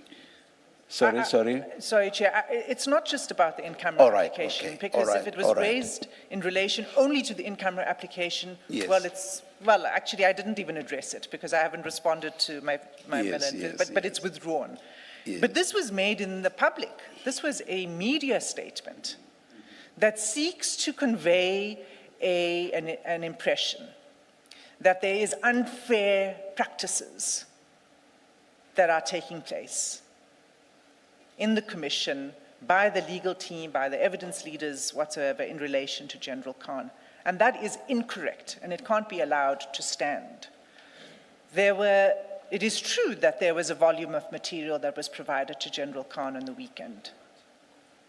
That information was the same information. First of all, it was information that it included information that had been provided to General Khan at the time of the answering affidavit in the urgent application, which was around the end of the first week of June, one set of chats, which was the chat between General Khan and Mo Sayed. And then it included all of the information that had been provided on 15th June, what my learned friend complained about, these spreadsheets, the WhatsApp communications, these lengthy lines of communications in the spreadsheets. That was provided to my learned friend on the 15th of June. What was provided on the weekend was a more usable format of exactly the same information, an easier to read format of the information, and in fact, a truncated version of that information, because by then we had curtailed exactly what it is we wish to refer to when we were going to be questioning General Khan. So it was a subset of information that had been provided on the 15th of June. What was new was the financial information, and what was included there were financial disclosure forms that General Khan had provided to his employer over a period of several years, which we wished to question General Khan on, because when you look at that, together with his finances and his financial position, the two do not tally. So in order to alert the legal representatives that we would be doing that, we provided the financial disclosures and then the bank information, and there was a summarized version of the financial, of the bank account information. It was in a spreadsheet which said in globular terms, these are the companies in which you have a shareholding or in which you are director. This is the inflow and outflow of the finances in these companies, summarized in the spreadsheet. Of course, we provided the underlying documentation, the underlying data, so that if the legal representatives wanted to look at any particular line item and check the workings in the spreadsheet, they may do so. That's what it was. So the suggestion that they could not have provided a statement, and Chair, this is also an important point. We never received... Before you move on to that point, just to confirm, at page 8, Mr. Khan said, so of recent days, we have had the Madlanga Commission on Friday deliver some 37,000 lines of WhatsApp material. And then he goes on to say, and yesterday, as late as yesterday, they delivered some 8,000 pages of further documentation. Is this correct or not, from what you're saying now? I'm not sure what I think the 37,000 lines of WhatsApp material is what was provided on 15th of June. What was provided on the weekend was it wasn't lines of WhatsApp communication. It was the actual depiction of those WhatsApp chats as the commissioners are familiar with when we take witnesses through. So it looks like what you see on your phone. That's what was provided. Do you provide 8,000 pages as at yesterday of the incident? Of this the 8,000 pages would have included the WhatsApp communications, which ran to over 6,000 pages. That's true. But as I said, that body of evidence was a subset of what had already been provided. It's not new material, and in fact, it was in a more, as I say, usable format for General Khan's purposes. So it's not true that there was new information. Thank you. Just a minute, Ms. Hassim.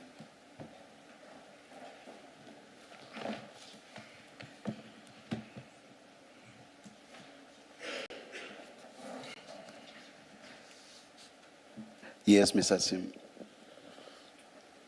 So, Chair, I mean, all of this was meant to you know, I presume,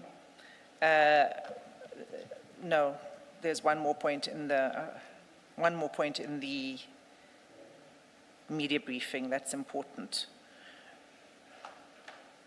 And that is at page, it starts at the bottom of page 2.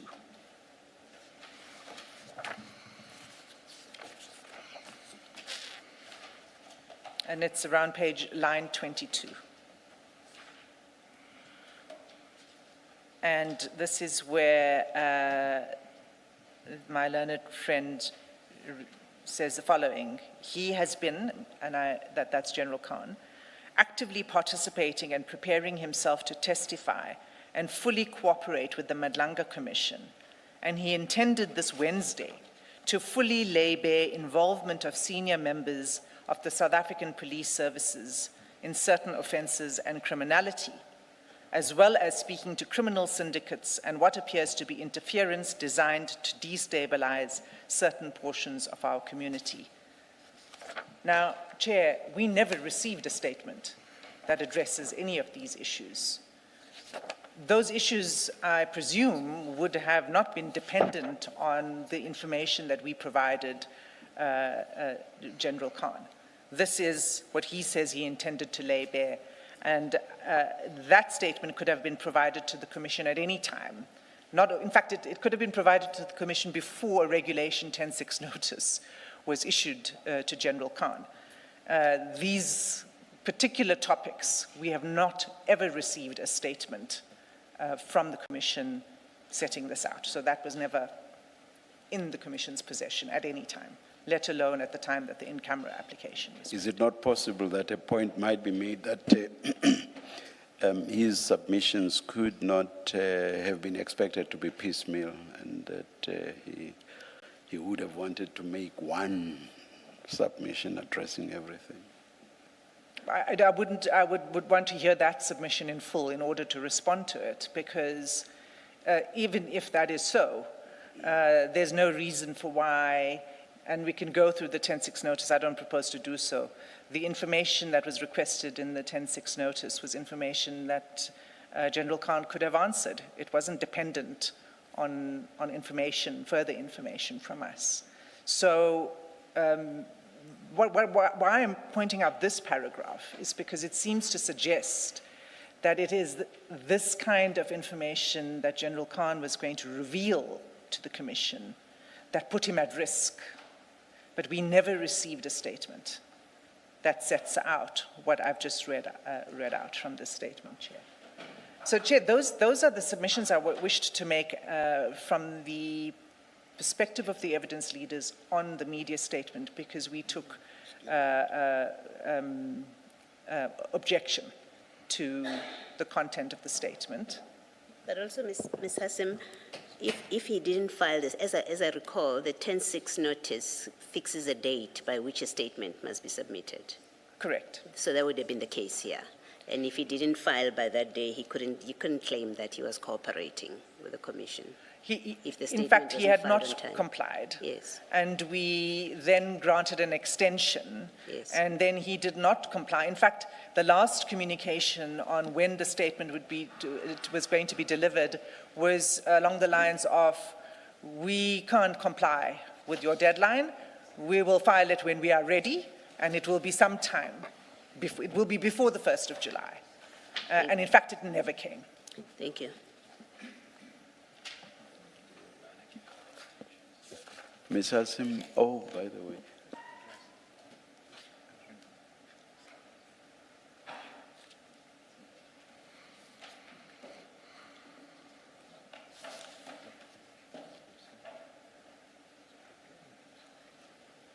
Yeah.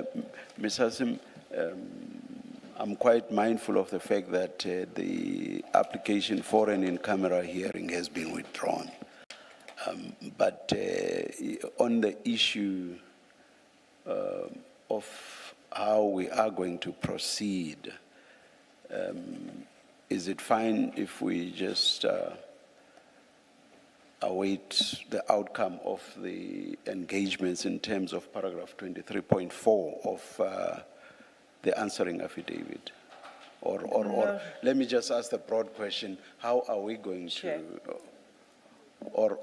or is that something that, yes, let me hear you, let me just hear you. Well, the in-camera application has been withdrawn. Yes, that's why I prefaced the point that I'm making. So we're going to proceed as we proposed, which is to lay out the evidence before the Commission that we've advised we wish to traverse. Yes. It concerns topics that were raised in the answering affidavit, but not only the evidence that was attached to the answering affidavit, because the topics, for example, the improper use of one's position to benefit an enterprise that has criminal allegations attached to this enterprise.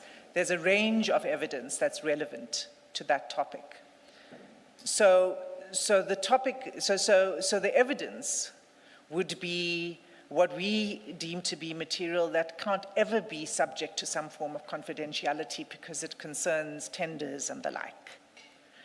The second is, so I've covered the two. It's what's in the answering affidavit, additional evidence that's relevant, and third, evidence in relation to General Khan's, the financial position, wealth and lifestyle. Those are the issues we wish to put before the Commission, and given that the application has been withdrawn, we see no reason why we shouldn't proceed along that basis. What we can engage my learned friends on is additional evidence that that General Khan has said he wants to put before the Commission and that he has concerned about. Now, what my learned friend didn't talk about was paragraphs 27 to 46 of their founding affidavit. So I presume that that is the evidence that is of concern in those paragraphs. And we can engage my learned friends on that and how we deal with it and when we deal with it. So that is separate from what we will be wanting to proceed with on Friday. Ms. Hassim, I thought it was not so much the content, but the procedure. How do you intend to proceed on Friday in the absence of General Khan? So if you can just address that. Sure. Thank you, not Commissioner so much Kumar. the content so of... it's not without precedent. We would follow the same kind of approach that was followed when a previous witness, Mr. Van Wyk, was unable to be present. And the evidence is led. And that does not mean that the witness, in this case General Khan, wouldn't have an opportunity to respond. In due course, he would have an opportunity to respond. So in summary, the evidence leaders intend to present that evidence to the Commission, and if General Khan at any point should come back, he can respond to that. That is correct. Those are my submissions. Thank you, Chair. Thank you, Ms. Hassim. Mr. Khan, you may respond, but of course, I proceed from the premise that I do not expect you to again traverse the ground that we traversed, which led to an unreserved apology with regard to two aspects that you and I debated. Yeah. Yes. Well, I say no more than my conclusion of an unreserved apology and regret for the ambiguity that has been raised here. My attorney would like to, however, say something in respect of Ms. Hassim's address regarding the documentation, if he may.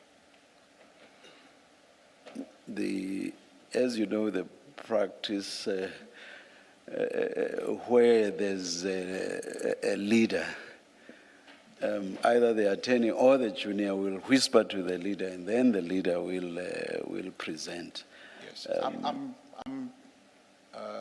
not wanting to speak on behalf of him in respect of matters particularly within his knowledge. All right. When he is present. Okay, in the interest of time, we'll do that, but I hope it's not something that will recur. Yes, Mr. Valley. Not at all. Thank you, Chairperson, for the opportunity. I just want to mention two things, Chair. Ms. Vilsnach had contacted me, and the telephone call was opportune because that was in the morning. It was, I think, after 10 o'clock, and I can check for accuracy if Chair requires me to do so. But at the time, we were still engaging with the hospital manager in our office with SEPS members in order to bring clarity to the question of who's authorized to be there and what they're authorized to receive, and also balancing what the hospital's processes and policies were. Ms. Vilsnach wasn't the only person who contacted me. I'm just checking on my email. Mr. Kerwin Pokpas of DI Attorneys also contacted me. And we had spoken briefly about how we saw the matter to proceed and how they intended to see the matter to proceed.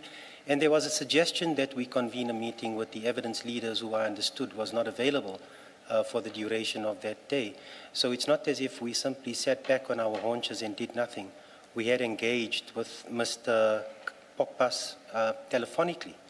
He then sent us correspondence late that afternoon and then later in the evening with their proposals on a redaction. So, Mr. Pokpas, if I can summarize the position that he had given to me was, we see your application for in-camera proceedings. However, our view and the evidence leader's view is that there's no application to hold the in-camera proceedings in camera. So we're not sure what you intend to address in the in-camera proceedings because, and please, Mr. Chair, I don't intend to address on the merits of the in-camera that's now disposed, but simply to give you context and insight into the conversation. It was, we don't believe you've given sufficient facts, and we say if we give too much facts, then we defeat the application itself. So let's talk about the redaction. That's what came later that evening was the proposals on redaction. The next morning I was able to respond to that proposal where I invited their insight or their recommendations on how they intended to proceed. So it places that statement that Ms. Hassam drew attention to earlier when she addressed Chair on we invite the Commission to tell us what to do. So the engagement regarding how we thought the matter should proceed had occurred with my counsel prior to the statement to the media, but the engagement with Mr. Pokpas occurred subsequent, and therefore we could only come back the next morning. I just wanted to clarify the point that we were engaging not only with Ms. Vilsnach, but with somebody else as well.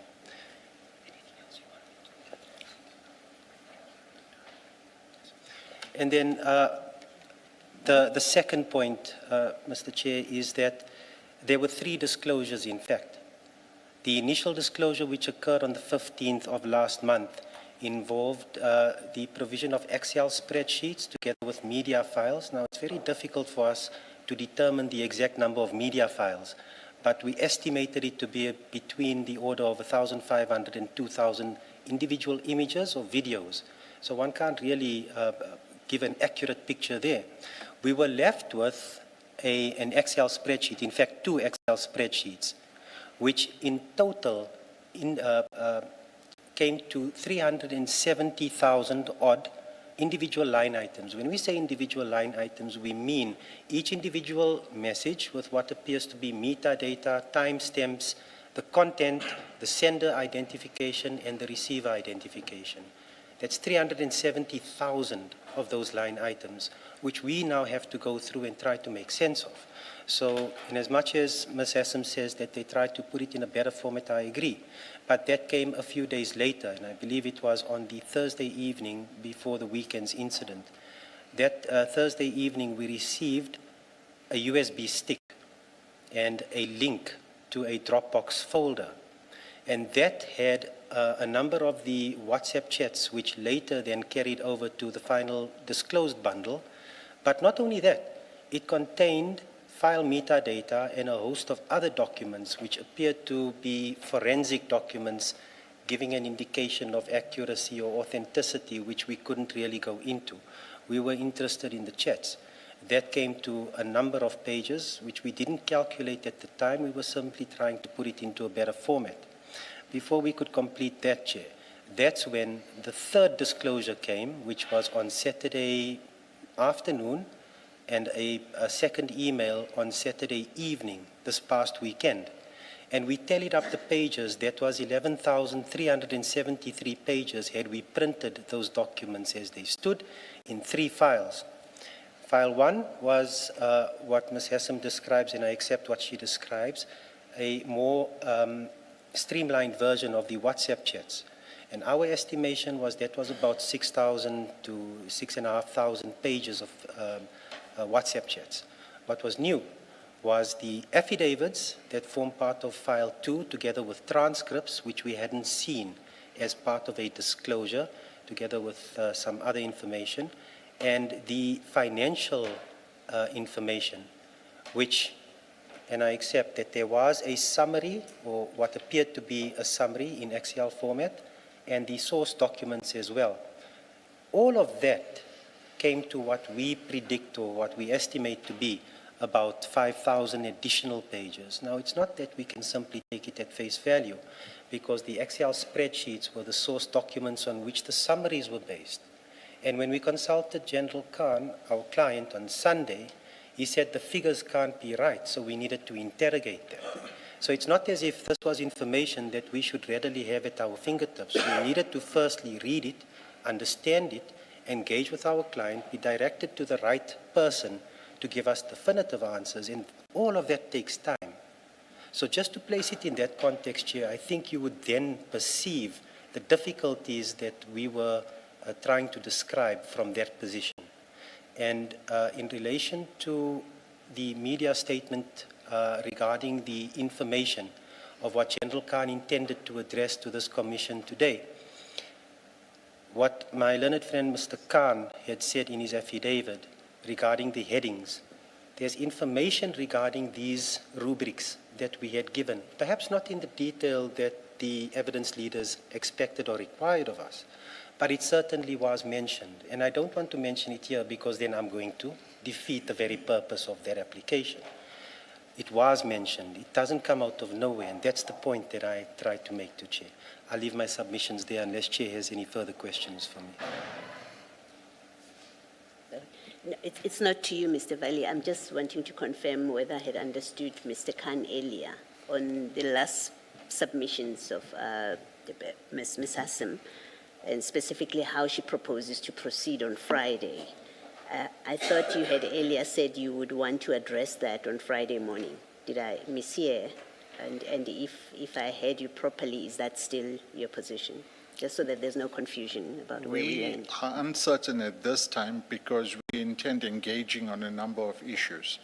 Of course, if we are unable to reach agreement or consensus on those issues, then we would look to you for directions on Friday. Thank you. The one thing for me, we would appreciate if you come back to us earlier than 9:30. We don't want to find out for the first time at 9:30 that there's another interlocutory application. Absolutely.